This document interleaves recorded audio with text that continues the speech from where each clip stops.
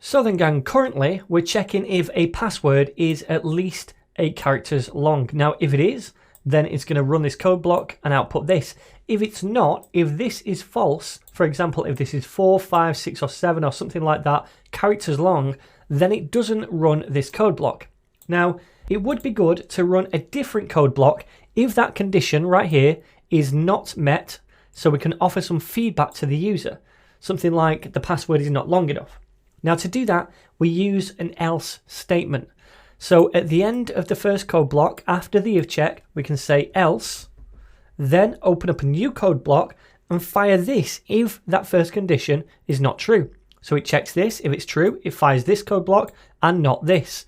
If it's not true, then it doesn't fire this code block, but it does fire this instead. This is the else clause, okay? So what we could say is console.log and then say password is not long enough. All right, so save that. And since this is currently 4 characters long, it should be the else code block that fires and not this one. So let's check that over here. Password is not long enough. And notice it's only ever gonna run either one of these code blocks, either this or this, never both of them. Okay, if this is true, it only runs this and it ignores the else case. If this is false, it only runs this and ignores this case. Now, sometimes we might want to check multiple different conditions. So say, for example, we still want to check the password, but we want to check, first of all, is the password at least 12 characters long? If it is, then we'll output a message that says this password is super strong or mighty strong or something like that. If it's not, then we'll do another check. Is the password at least 8 characters long? If it is, we'll output this. If it's not, then we'll catch it right here and run the else statement. So again, only one code block will ever run, but this time we're going to check multiple different conditions. So how do we do that?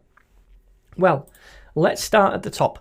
We're going to check, first of all, if the password.length is greater than or equal to 12 characters long. If this is the case, then we're going to console.log that password is mighty strong. Okay, so that's the first condition. Now we also want to check the second condition, but we only want to check this if this is false. So we can't just leave it here, because if it's 12 characters long currently, then it's going to run this and output this, then it's going to come down here and it's going to run this as well. We don't want that, we want one or the other. So instead of creating a new if case, we instead bring this back up and do else if, okay? So we say if this is true, run this. If it's not, then go down to the next clause, else if, and another condition. If this is true, we run this. If it's not true, we go to the else clause and we run this instead. So again, it's only ever running one of them. And we can chain as many of these else ifs on as we want. We could have another if we want. We could do else if here and then else if again. We're not going to do that because it's just going to get messy. But the idea is there. We can chain them together if we want to. So let's run this. I'm going to change this to something like password 1234, which is 12 characters long. So hopefully we get this right here. So save it, preview, and we see that. That password is might strong, should be mighty. Okay.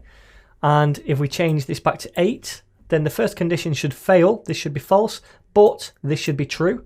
So save it, and we can see that password is long enough.